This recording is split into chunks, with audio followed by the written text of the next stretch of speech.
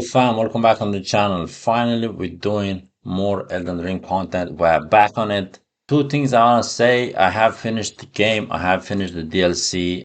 Promised Consort Radan was a motherfucker.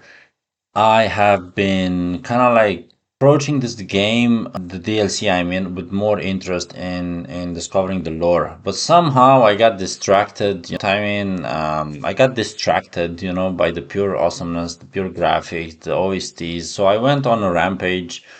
I felt like I was missing out a lot on the story. I know about Vaati's videos. I've done one or two in the past and I loved them. He's a great storyteller, and as in relationship with the DLC, and because it's connected with Mikela, I've decided to do this video. Probably I'm gonna do more actually, but I do want to immerse myself more in the lore, in the story, in the world, and I think his videos are amazing for that. So with that being said, let's just jump into the video. It's 47 minutes long. It's actually quite long, but I am excited to watch, and I hope you guys are gonna watch with me. A fundamentalist, the Unalloyed, creator of the Helic Tree, Lord of the Eclipse, Oh, creator of the Helic Tree as well. Of the Cradle Song, and not just a demigod, but a fearsome Empyrean who has been captured but is unresponsive for now. Okay, after that's watching Moog's this palace. video, I think you'll agree that Mikela is a topic that almost has to be explored further in some upcoming DLC. For how could they not Wow, be? he actually called it. Mikela is a topic that almost has to be explored further in some upcoming. He actually called it. When was this? About a year ago. Wow, Vaati. DLC. For how could they not be? Their He's character good. is surely too major, too foreshadowed, and too intriguing to just ignore. Exactly. So, let's learn everything that there is to know. Let's go. I'm so... For starters, Mikela is the demigod child of Queen Marika and King Consort Radagon, who, as I'm sure you're well aware at this point, are the same being. You can learn more about the timeline I never of events really understood from how videos, that works. but basically, after Radagon left Rennala, the Academy told Radagon to go fuck himself, basically. But Radagon took that literally, and he sired a third set of demigod children all on his own, who were the twins Mikela and Malenia. These children appear to be represented by the butterfly items in the game, and the nascent butterfly appears to represent Mikela. Its description elaborates on his state of eternal childhood, stating that it appears as if it's just emerged from its cocoon for its entire life. Indeed, the word nascent means that something is just... You see, that's what I'm talking about. This is why this is so important. These kind of videos are just so important for us to understand the story a bit more. I think this guy has such a keen understanding of the story, and his attention to detail is just crazy. Just coming into existence and beginning to display signs of future potential. And that nascence is eternal for Mikela. Let me see. I just want to see. Okay, the mic is still active. I wasn't sure if the mic... hold on. Looks like it. The mic is still active. It is. And I think that this eternal nascence is incredibly important for his character. For Mikela and Malenia both seem to occupy different sides of the life and death cycle. That's not to say that Mikela represents life and Malenia represents death. Rather, it seems like both land somewhere in the middle of each process. Malenia is constantly resisting her scarlet rot and is in this perpetual state of dying. And Mikela is in this constant state of nascence. He is newly born and showing an abundance of life. Hold on a second. Mikela is a guy? What the fuck am I... Ah, yeah. Oh, sorry, guys. Sorry. Why was I under the impression that Mikela is a girl? No. And burgeoning I'm potential. mixing it up Special a thanks bit. to Quayla The long for hair making this threw me clear to off. So Mikela is nascent, but he's also abundant, and I think that's another extremely key word for him. For example, Promised consort Radan, and then Mikela's a dude. Bro, am I mixing up something? Hold on a second. Lord brother. I always thought Mikela's a woman. Just based on her design and even her voice actor is just so don't For example, know. I'm there's so this cut confused now. weapon It doesn't called really the matter, to be Abundance honest. and Decay Twin Blade, which symbolizes the twins and suggests that the twins were born from an inseparable fate and hold the runes of both abundance and decay between them. Not to mention, the word abundance is also literally spoken by Mikola in his cut content. And thanks to a very recent discovery by Sekiro Dubi, we know this cut dialogue I'm about to voice is Mikola speaking. And here, he appears to be leading you towards a unique ending for the game, and he talks about his ability to make life flourish, stating, "This is Unique for thee, ending. mine abundance, my drop of dew. Quench thy thirst throughout thy frame, blossom and burgeon, time and again, grow larger, stronger, until the day cometh, when thou canst share in my dream.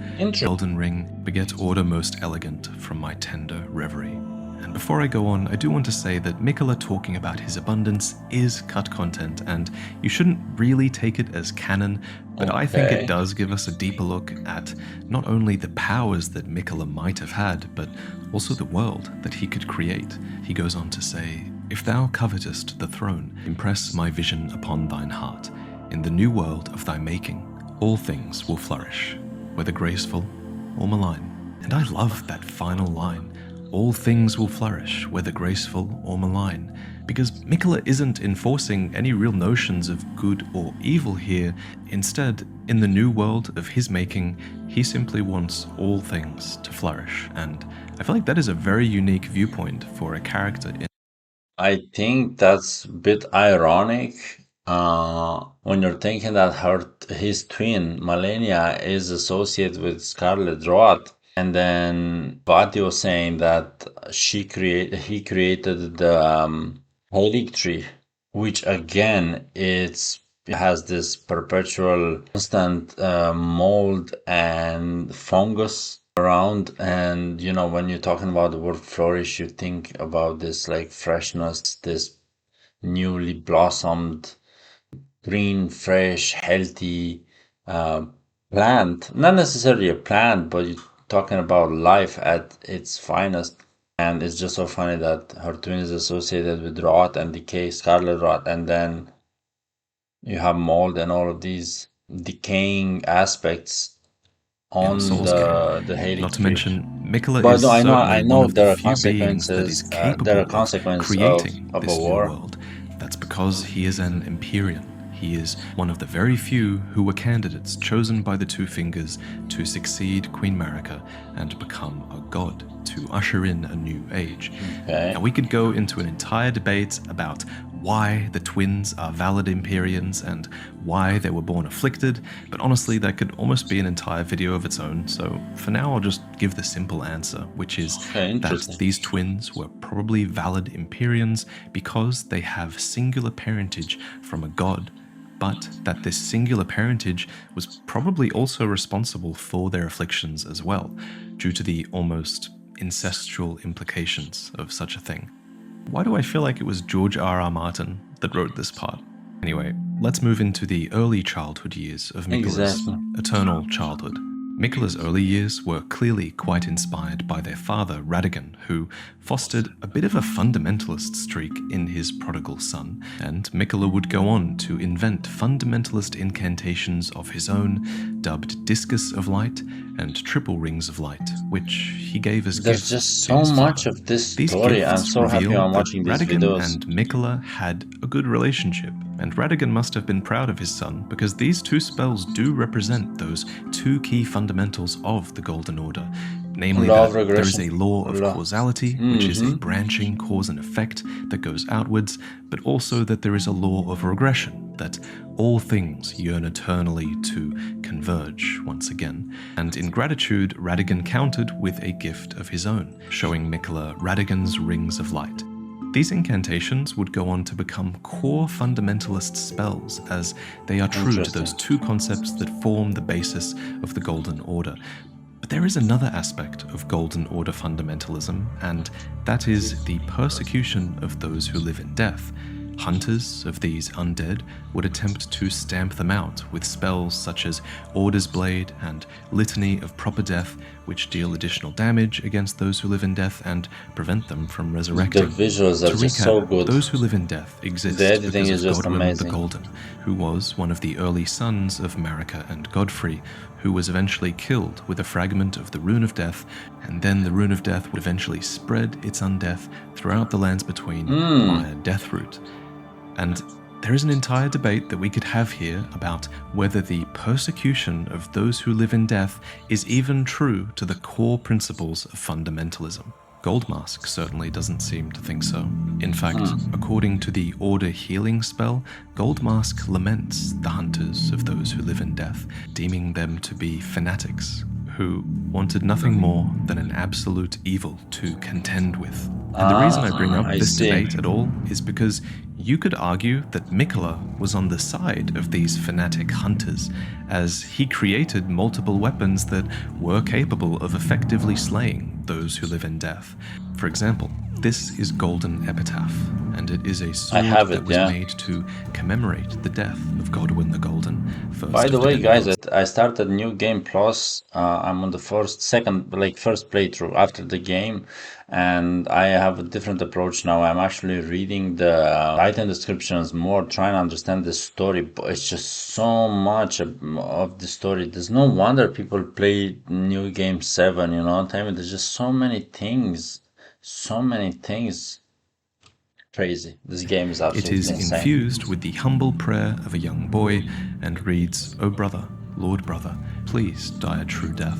So this weapon is an effective tool of killing those who live in death permanently, and clearly the young boy who created it was Miquella. We can infer this because the sigil that appears when you use this blade's skill is the Helic Tree sigil, and once activated, this ability, called Last Rites, imbues the sword with a holy power that prevents those who live in death from reviving. But beyond this being a potential tool to slay those who live in death, is that this weapon points towards an early kinship between Miquella and Godwin.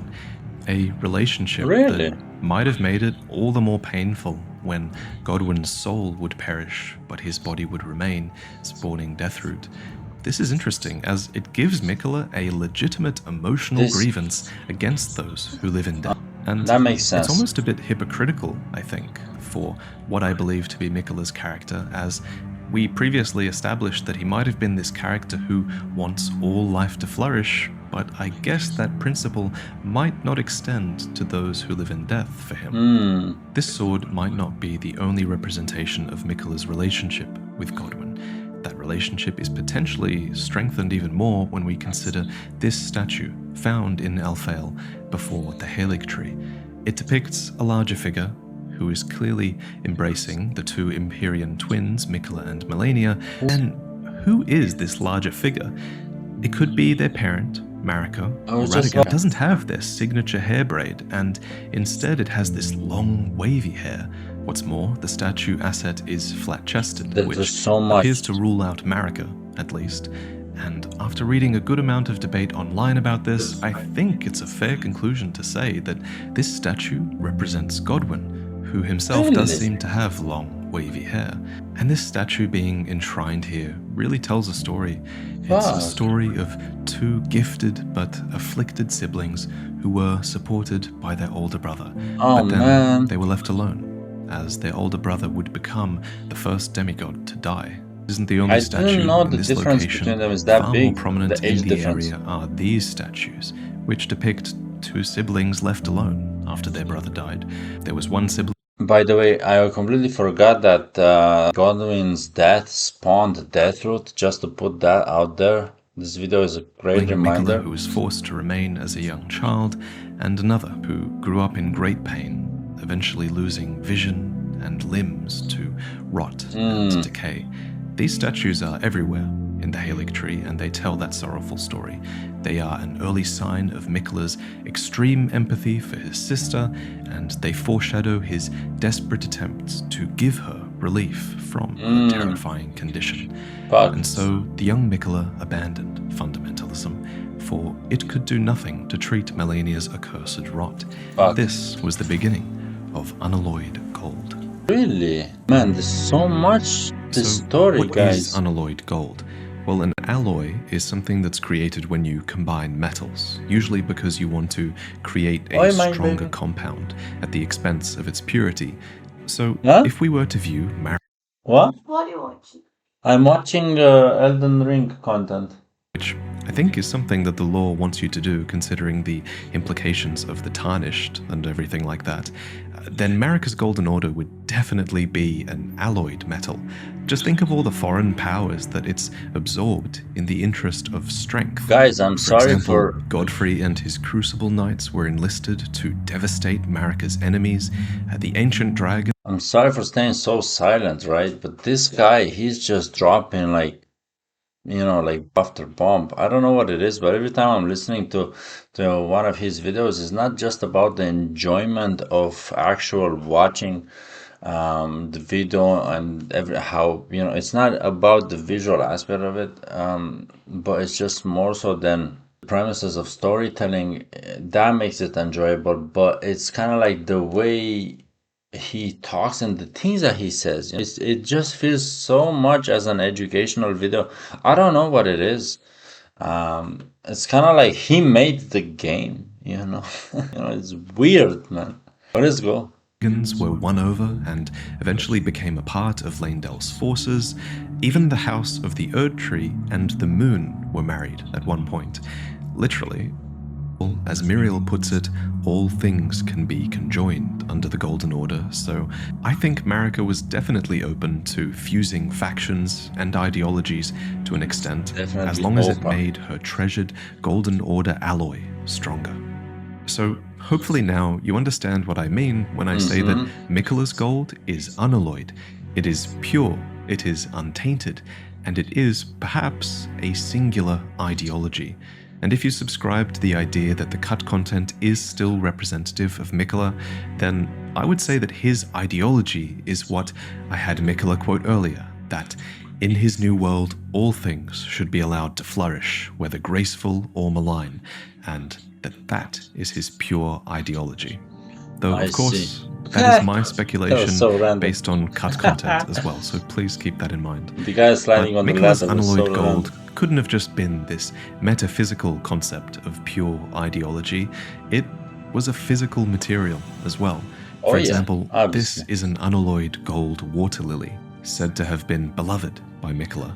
This is a bewitching branch, blessed with an incantation of unalloyed gold. Unalloyed gold decorated the armor and shields of his soldiers. It was inserted into their weapons, and most importantly, perhaps, it was forged into a set of armor for his sister, Malenia. Because remember, the whole reason Miquella embraced unalloyed gold in the first place was because he thought that it could treat his sister's accursed rot, while fundamentalism could not. And by the way, he was right, for Malenia's scarlet rot is no mere disease. It's literally the divine essence of an outer god, and Malenia is its vessel that will one day bloom into a true goddess. But unalloyed gold is one of the few materials in the game that can ward away such meddling of the outer gods. Another example are the mirror helms, like the one that EG wears, which literally reflects the influence of the outer gods. Personally, I think the reason that unalloyed gold inhibits the meddling of the outer gods is because it is a pure metal and potentially a pure ideology. But if that's not enough reason for you, then Quailarg actually has a great video where she breaks down potential reasons at a chemical level. But at any rate, reasons aside, Miquella crafted needles of unalloyed gold, which could be inserted into the tortured flesh of one afflicted by rot to alleviate their suffering and forestall the effects of the rot. And true to the needle's descriptions, the outer god of rot isn't the only one affected by this. Our character actually uses the final version of this unalloyed gold needle to subdue the outer... The information is just a bit too ambiguous, I would say, to be able for you to like... But anyway, look, we're not gonna go there. God of frenzy, which is something you might want if you decided to be a terrible person and burn down the world. Anyway, when we first find Miquella's needle, it's been broken, snapped in half, and picked up by a commander at the very center of the Scarlet Swamp. But once this needle has been prepared, Ah, we can give the golden think I needle to remember. Millicent, proving that yeah. it does indeed work to forestall the rotting sickness, to remove pain and nightmares from the afflicted. It is, after all, lovingly crafted by Mika himself. Well, this is a marvel indeed. The work of a true artisan, a meticulous, bold craftsman who grasps the essence of life. In crafting these needles and pursuing unalloyed gold, Mika is attempting to save his sister from her affliction. It seems like this objectively good deed, which is a rare sight in Elden Ring, especially for a demigod whose strengths have been known to tip them towards madness, and that is what makes Mika such a pure and likable character in Elden Ring. So it's no wonder really that Melania venerated her brother. She is a character of undefeated prowess, and she's an Empyrean, no less. And yet, she dedicated her blade to Mika, and Mika alone, for she believes that he possesses the wisdom, the allure of a god, and that he is the most fearsome Empyrean of all. The story of their bond and duty to one another is legendary, and that's something that becomes quite clear when we explore Mika's Helic Tree and see these statues depicting their embrace all around. And if you were one of the many defiled outcasts in Elden Ring, you too might have felt inspired by this story, and you might have felt inclined to earn Mika's favor and make the long pilgrimage towards your salvation, towards the distant divine Helic Tree and its brace that was Mika's domain. Mika of the Helic Tree. So first, what even is the Helic Tree? Well, it's pretty obvious that it's a sort of Erd tree. I like it because it just touches on a lot, you know what I mean? At the beginning of the video he mentioned few things, and now he actually touches on everything. Born afflicted, Mika the Fundamentalist, Unalloyed, Mika of the Helic Tree. Well, we have Mika of the Eclipse, Saint Trina of the Cradle Song, Mika's Moog's Promise. Okay, can be clearly emerged from it, which they only do in order to protect the Erd Tree's own offspring. And then there's the Helic Tree Knight Armor, which confirms that the Helic Tree ultimately failed to grow into an Erd Tree. And one thing I've been wondering is, when exactly was the Helic Tree planted then? If we knew when, then we might be able to guess at its purpose. Was it planted before or after the shattering of the Elden Ring? Because when the Elden Ring was shattered, golden seeds flew from the Erd Tree, scattering across the various lands as if life itself knew that its end had come. These seeds create these little illusory trees and likely spawned the minor Erd trees as well, so I think it's a fair assumption that Mika might have planted the Helic Tree from an Erd tree seed. And if that was indeed the case, then it should have happened after the shattering, for before that, the Erd Tree was considered perfect and eternal, and it wasn't even believed that Erd Tree seeds could exist. But on the flip side, the golden epitaph sword that we mentioned earlier likely existed before the shattering, as it was created to commemorate Godwin's death. And this sword displays the Helic Tree sigil when its weapon art is activated, so one could infer that the Helic Tree must have existed at this point too, right?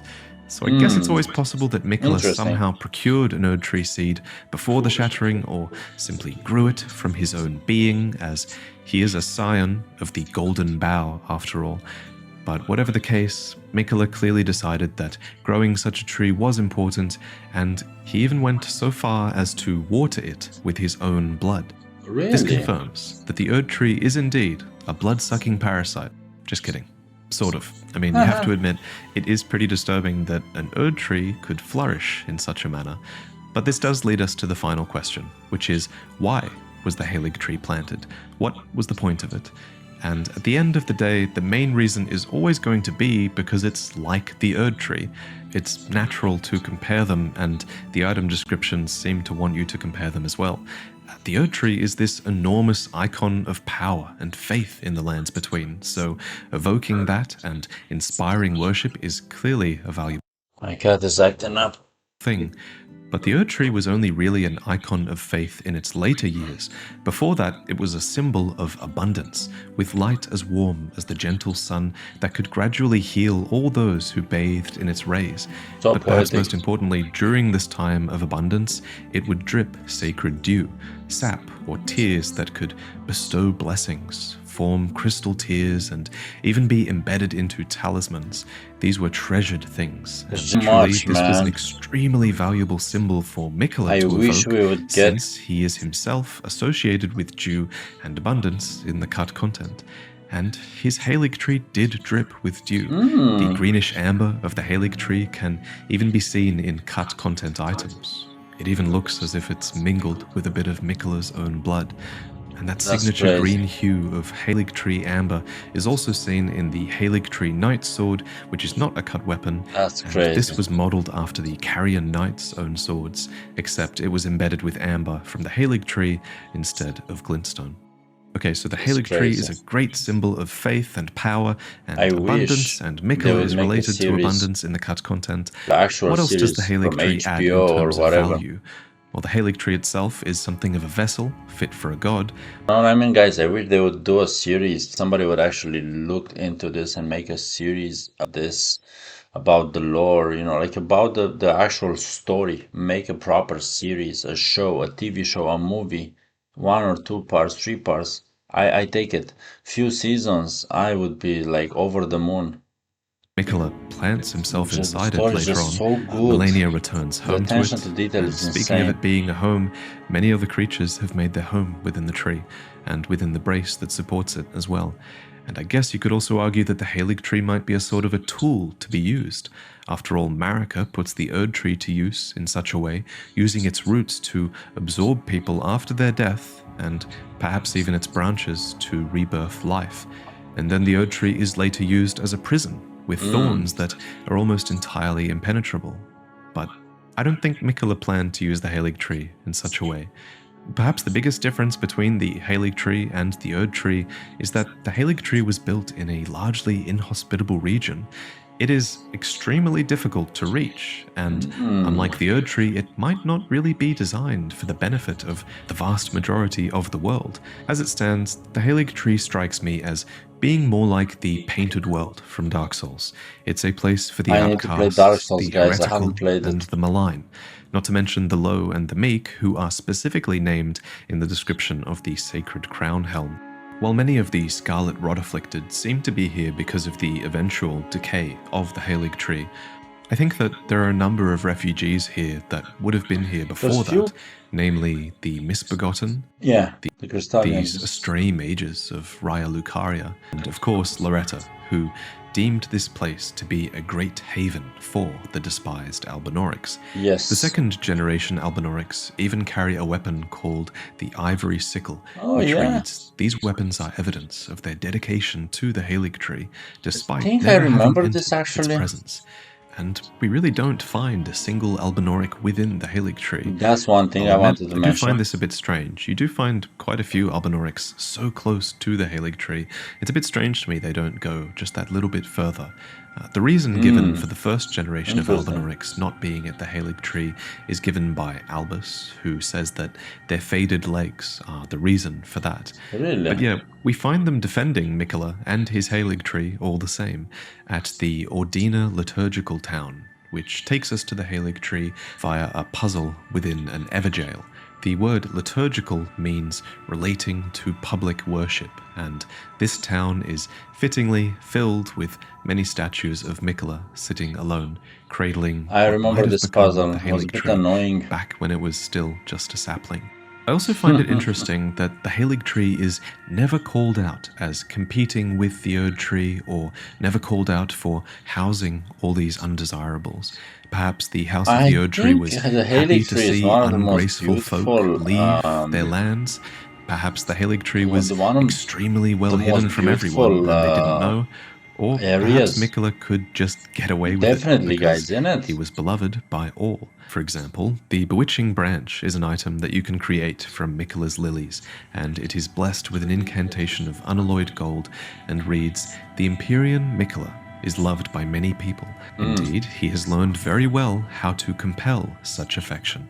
And that second part that says he has learned how to compel affection, to me that's saying that Miquella is very good at knowing how to inspire others' affection to his own advantage. Exactly. And nowhere is this more clear, I think, than at Castle Sol. This is the Helic Tree Secret Medallion. It's furnished with that signature green amber, and it features the Helic Tree in the background, for it allows you to access a secret lower level of the Grand Lift of Rold and progress through the consecrated snowfields to this sacred place. Having both halves of this secret medallion is therefore extremely desirable, for the medallion has another name. It's called Miquella's Favor. Miquella's favor can be yours. Miquella's favor can be yours. Slaughter, the all-hearing slaughtered. But alas, it was for naught. But all you need do is snatch it from the big pot.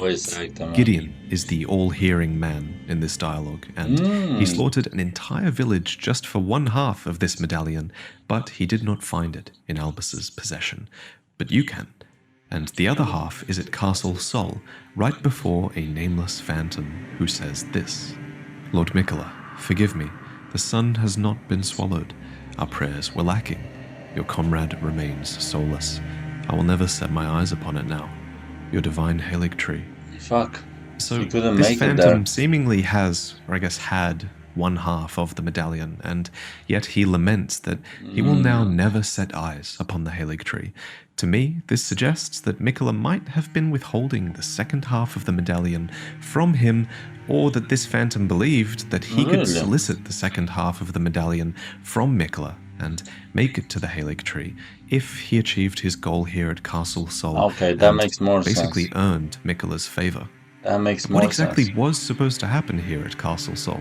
What does it mean when the phantom says, the sun has not been swallowed, our Exactly. prayers were lacking, your comrade remains soulless? It means, I think, that the residents of Castle Sol and Miquella were attempting to restore the dead soul of Godwin the Golden.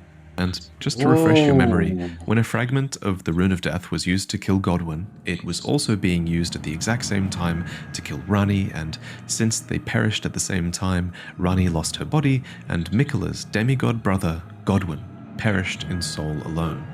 And despite this death seeming so final, Miquella clearly believes that some sort of ritual performed here could restore the soul of his comrade.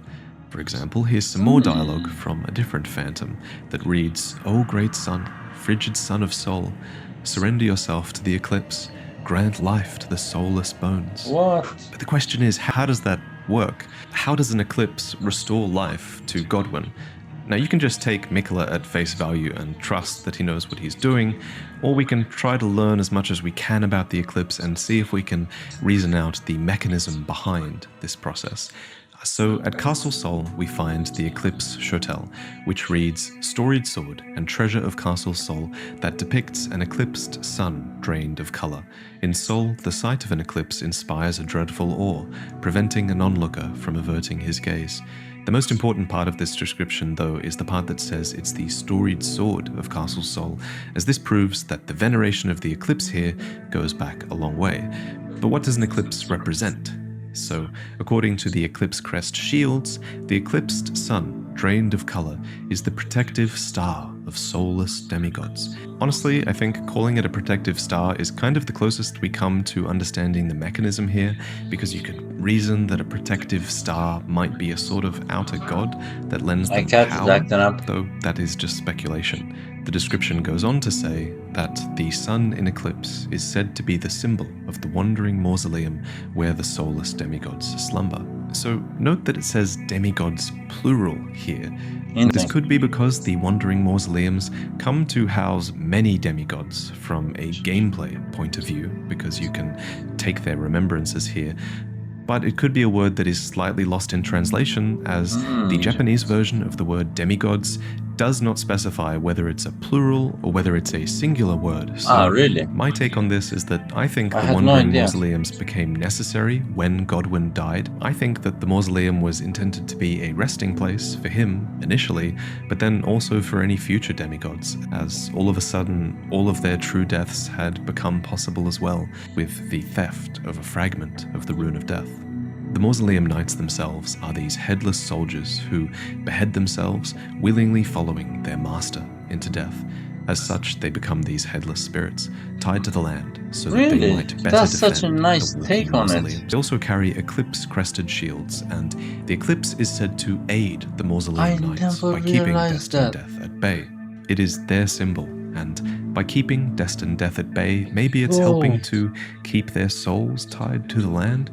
We could speculate for a long time on how the Eclipse has this power, and I've done my best. Maybe other people have a better take on it, and maybe you guys do in the comments, but in the end, it's simpler just to trust that Mikola knew what he was doing with the Eclipse at Castle Sol, where he wanted to block out the sun and restore Godwin's soul.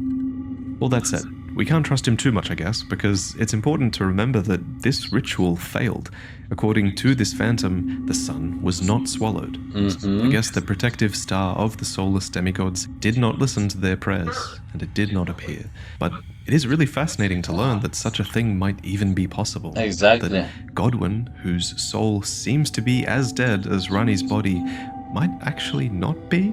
So if his soul is somewhere, then where has it fled to? Interesting. Part of me wonders, if his soul is lost, then maybe it's lost within a dream. One theory I did come up with regarding the mechanism by which Godwin's soul is brought back by the Eclipse is that his soul might be brought back by bringing about a sort of artificial dusk with the Eclipse. That's because those who live in death are called the Duskborn, after all, so there is an association between night and death, to be sure. Very And there's interesting. also an association between death and sleep.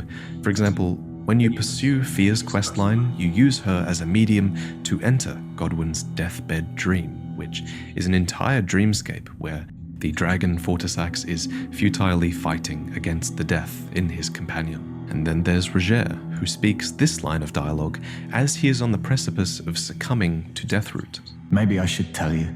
Lately, I feel I'm on the precipice of falling into a deep, fathomless slumber. He does say he's about to Interesting. fall into sleep. So, in conclusion, a realm of death does seem accessible through dream.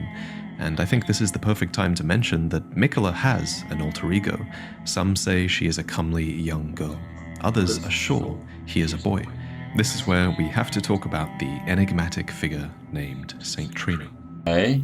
Saint Trina of the Cradle Song. Perhaps the biggest in-game clue about Saint Trina's true identity is Trina's lily, which bears this undeniable resemblance to Mikola's lily of unalloyed gold. Okay. Its description reveals that it is a symbol of faith in Saint Trina, dulls the senses, preventing agitation. I've never Naturally, it can be noticed. used to craft a bunch of sleep-afflicting items like Saint Trina's arrow, which states that the sweet oblivion of sleep can become quite the habit, and it tells of the priests of Saint Trina who use these arrows to spread their teachings, though the Japanese description seems to specify that these were more of a tool Crazy. used for their rituals.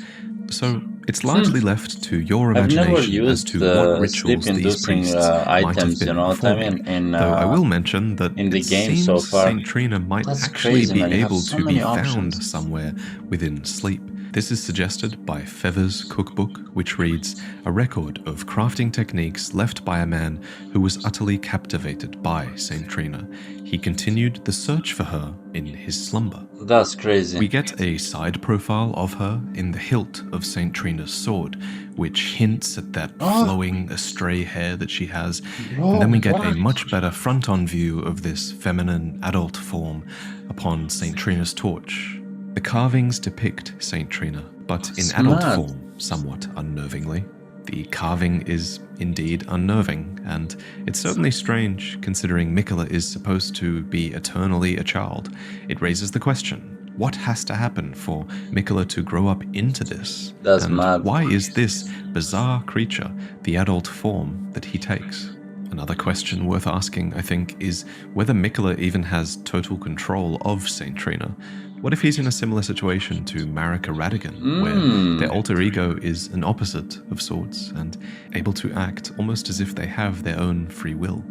So all of this is definitely a little bit of a disturbing view of what Saint Trina could be, but I guess we do have cut content that does somewhat reassure me that their alter ego is still a benevolent person. Cut content was first showcased by Sekido Dubi, and this cut content is truly ancient. It exists in one of the oldest versions of the game that we know about, so a lot has probably changed since then, but regardless, here we can learn about Saint Trina's crystal ball, which once read, "A crystal ball full of mist, symbol of Saint Trina of the Cradle Song, copies dream mist from a sleeping being. Dream mist was once used as an ingredient in rare and potent physics. May the quietude of slumber come to all and sundry, even to those whose red eyes burn with the flames of frenzy." So this reveals that this cut version of Saint Trina even once had sympathy for those afflicted by the flame of frenzy. They even went so far as to teach the merchants their songs. A song derives from an old lullaby, sung for us long ago, deep inside our tomb. But whoever it was sings no longer. Its melody allowed us to sleep, despite the cursed flame. The description of Mikola's songs as a lullaby is referenced by the modern-day sleep pot description, which reads, "Like a lullaby or a quagmire, its light purple haze irresistibly draws its victims down into sleep. Sweet dreams." This is the closest thing we have to Dream Mist as well, which was an item that you could again once collect from sleeping enemies. And after you did this, you were supposed to sell this Dream Mist to the merchants, who used it to quell their flame of frenzy. But as the merchants once said, whoever it was that sings no longer. Interesting. And this is a detail that has remained intact even in the final version of Elden Ring, with Saint Trina's sword stating that Saint Trina's appearance was as sudden as their disappearance. Something clearly happened to Mikola that prevented them from continuing their work as Saint Trina, and that is what we will discuss next. Mikola's promise. Okay.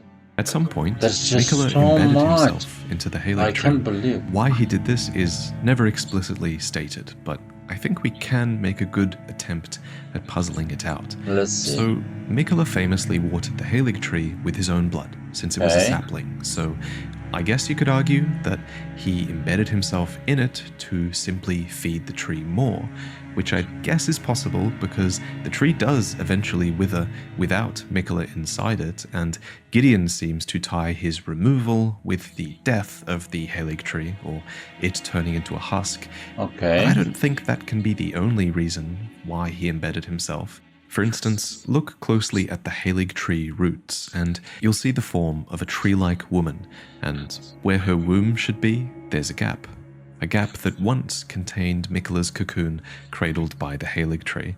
Now, either Mikola was attempting to fuse into and become this woman-like figure, who might even be the I adult don't see form it. shown on Do you Saint guys Trina's see it? torch, or there was a rebirth occurring here. This is a Interesting. cocoon within a womb, after all, so rebirth could have been the intent here, but regardless, it seems things ended prematurely, for Mikola would eventually be ripped out of the womb and the Helic Tree would split and decay. And so, when we arrive at the Helic Tree and the town of Elfale that is built into the brace that supports it, the music here hits extremely hard. This place is just so sorrowful, for the Helic Tree and Mikola's lilies and even Saint Trina's lilies are all wilting, and all who live here are just hoping and praying for their lord to return. I love the little detail of the guards looking outwards and sitting dejectedly. To make matters worse for them, it was here that they realized that the sacred light inside them would explode upon their imminent deaths, and yet, in spite of this, their spirit ashes show their faith and state, "May the flash of our deaths guide Mikola's return." Fuck. And Melania is here That's too, so cool. holding to the husk of Mikola, dreaming and waiting for Mikola to return, and believing full well that he will. Corpse after corpse left in my wake as I awaited his return. That's mad. I Melania's never looked set into reveals it that she this believes deep. her brother will keep his promise. So what was that promise, I wonder? Me Was it too. merely to return, or was it something more? How much does Melania know? Why did she fight Radahn? We'll have to talk about all of that in another video. So there is still faith. There's even this one phantom in the consecrated snowfields who has somehow puzzled out who took Mikola and even where they are. He is pointed Really? towards the portal that takes you to Moogwyn Palace and Moog the Omen. So, indeed, it was the demigod Moog who somehow broke into the Helic Tree and absconded with Mikola's infant form. And it's with him that this story ends. Or maybe it's where this story truly begins. So, if you're not familiar, Moog is the Omen son of Godfrey and Marika, and being an omen of royalty, he was born in... Hold on a second, boys. I just want to do a print So, screen here. if you're not familiar, Moog is the omen son of Godfrey and Marika, and being an omen of royalty, he was born into a wretched mire of filth in the subterranean shunning grounds below Lanedale capital. But unlike his brother Morgoth, who reviled his accursed blood, Moog reveled in it. Bro. And it was assumedly because of this accursed blood that he chanced a meeting with an outer god called the Mother of Truth. What? And I had as no Moog idea. stood before her, deep underground, his accursed blood erupted with fire, and he was truly besotted with the defilement that he was born into. Moog is just one of many characters who discovers a new identity in the ways that they have been discarded by the world. How could he not? For his defilement was validated by nothing less than an outer god. As always, we know very little about this outer god. We know she is called the that's Mother of so Truth nice. and the Formless Mother. We know that she desires wounds and bestows power upon accursed blood. Her followers can thrust their arms into her body to scatter blood flame, and followers of Moog can share in the Lord of Blood's power and send blood flies before them. There's even been some speculation in my recent shorts That's and my crazy. TikToks as well that the Formless Mother is also an outer god called the Bloodstar. The one thing that all outer gods seem to have in common is that they all require vessels to move through. So in this case, the Formless Mother's vessel was Moog. For example, the sacred spear that he wields is a weapon, but it's also an instrument of communion, and Moog may well be doing her bidding with his actions. These actions included him starting a new dynasty called Moogwyn, deep below the earth, in the grounds of these ancient dynastic remains. This is a secret place, difficult to reach, and it was here that Moog brought the infant Mikola, torn as he was from his cocoon. That's how we see him in his opening cutscene, but in-game, Mikola seems to be back with a new cocoon here. You can even see it sat upon this giant pelvic bone, which seems to be a reference to the womb of the Helic Tree woman that it was literally ripped from. And it's from the remembrance of the Bloodlord that we can learn of Moog's intent here. He wished to raise Mikola to full godhood and become his consort, taking the role of monarch. To this end, Let me see Moog this has again. of the Bloodlord that we can learn of Moog's intent here. Okay. He wished to raise Mikola to full godhood and become his consort, Really? taking the role of monarch. To this end, Moog has begun soliciting blood offerings to Mikola, and that certainly explains the state of so many who reside here. According to the Lord of Blood's exaltation talisman, he proclaimed, "Render up your offerings of blood to your lord, drench my consort's chamber, slake his cocoon's thirst. His awakening shall herald the dawn of our dynasty." And then, to return to Moog's remembrance, it's stated that so far this has all been in vain, for no matter how much of his bloody bedchamber Moog tried to share, he received no response from the young Imperial. So maybe nothing will happen. Or maybe, according to the Pure Blood Knight's medal, it is not yet time, for Moog yet slumbers beside the divinity. Be patient, the new dynasty is nigh. What do you think? I mean, it's kind of hard to know. Even Gideon has no clue. But something does seem to be happening to Mikola in there. He has clearly grown, for one, since being taken, so maybe his adult form is manifesting? And personally, this is Interesting. really speculation, but this reminds me a lot of Berserk, which we know Miyazaki is always inspired by. Spoiler warning, really, you should watch that show, but there's this moment at the very end of the first chapter where Griffith betrays his companions in this sacrificial ceremony of carnage and bloodshed I remember in that, order to yeah. be inaugurated and reborn as a god within an egg of sorts. This really reminds me of that. It also reminds me of a scene with Griffith where he allows himself to be abused, basically, in order to get what he wants. What a So manga. I wonder, what if this was also what Mikola wanted? We know that he is extremely proficient at compelling others to love him, and Moog is clearly enraptured. We know that Mikola is an Empyrean prodigy, and we know that his sister, who knows him best, has total faith that he will return. So you'd think he's still in control of the situation somehow, but that could be a part of the tragedy, and Mikola, this benevolent being, might not have predicted this at all, and is now being completely taken advantage of. Or maybe he did intend to be taken, but he's going to get more than he bargained for with the Mother of Truth. Exactly. Or maybe Mikola's fate really is long gone. There's one other thing I want to mention. I There's mean, this place we know. called Mikola's Hideaway in the Altus Plateau, and here we can loot Amber Starlight, which Selavus mentions is the very fate of a demigod. Clearly, since it's here, you'd think it's Mikola's fate, right? And then you also have to consider that the cut content that we are basing so much of this video on is very much removed from the game, because it might not fit the developer's intent. That's always possible. So I really do hope you all bear that in mind, as I would really hate to promote ideas that are against the developer's vision for this character. But I really do think that it's a possibility that we're going to one day enter the dream of this slumbering demigod. You have After no all, idea. there was once a cut character called Rico who was supposed to say the following, standing before Mikola's cocoon at Mogwin Palace. He says, "Finally, I have found it. St. Trina's, no, Lord Mikola's cadaver, such that I may aid you, O Lord.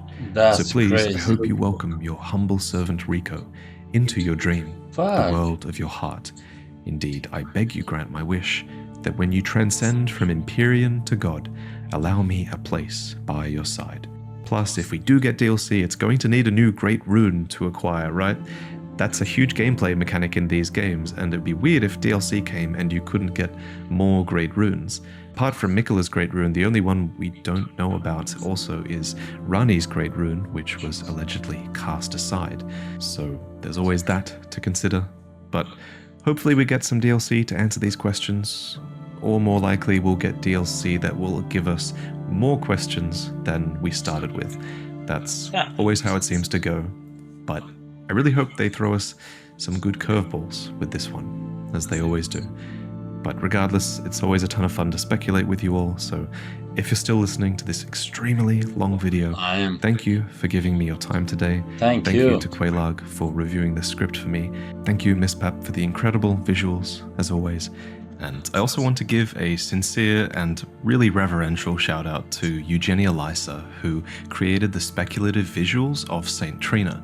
Please follow her work in the description. She's one of the most talented artists that I've ever known. And yeah, thank you, as always, of course, for watching my videos, and I'll see you next time. Thanks, man. Guys, there was just so much to unpack in this video. It's absolutely insane. Oh no, it's just, I'm realizing I missed out on so many things while playing the game. But then again, I think these are the kind of things that you sit back, watch them in perspective, write them down. I think it's actually a bit impossible. Hold on a second. I think it's actually a bit impossible to watch the show, to play the game and experience and have this understanding in so much detail. I am loving this, you know what I mean? I am absolutely loving this. Like I said, there's a lot of things. Hopefully on the next stream, we're gonna dwell on, we're gonna read more item descriptions, and I'm gonna do that on my own time also. Jesus, this cat is impossible. He comes out, opens the door all the time, and enjoy the story a bit more. But these videos definitely help me understand the story a bit more and offers me a different experience, because that's what I want. I want to keep playing the game, but also I want to have more understanding about the game. Like I said, the first playthrough that I done, it was just focusing on, you know, finding items, not necessarily reading them, power up, level up, and just go out there and destroy bosses. But right now, I'm more I want to focus more on the world building, on the lore, on the stories. I want to read more item descriptions and pay more attention. I'm just realizing I haven't explored everything. The world is just so big. There's few dungeons I haven't explored, and definitely there's few areas that I haven't explored fully.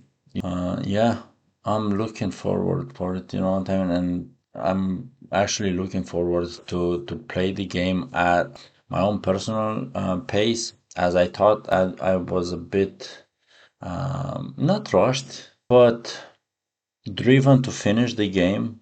It's just a thing that I have. Like when I play something, I kind of like play the shortest route. But still, it took me like 200 hours for my first playthrough. Not 200, but nearly, you know. Probably the second one is gonna take me not even half of that, but I will take my time and enjoy, you know what I mean? I just want to say thanks very much for watching with me towards the end. Like I said, if you're here at the end of this video, you're a legend, you know what I mean? So guys, thanks very much. If you want to see more Elden Ring videos on the channel, comment down below and let me know what kind of videos would you like to see. I have few ideas that I want to look. I'm seeing this video right now, Prepare to Cry. I am thinking of this is one of the videos I want to see, I want to do on the channel.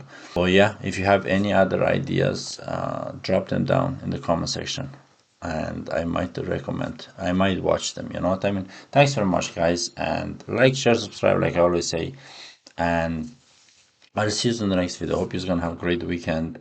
That's me. Bye.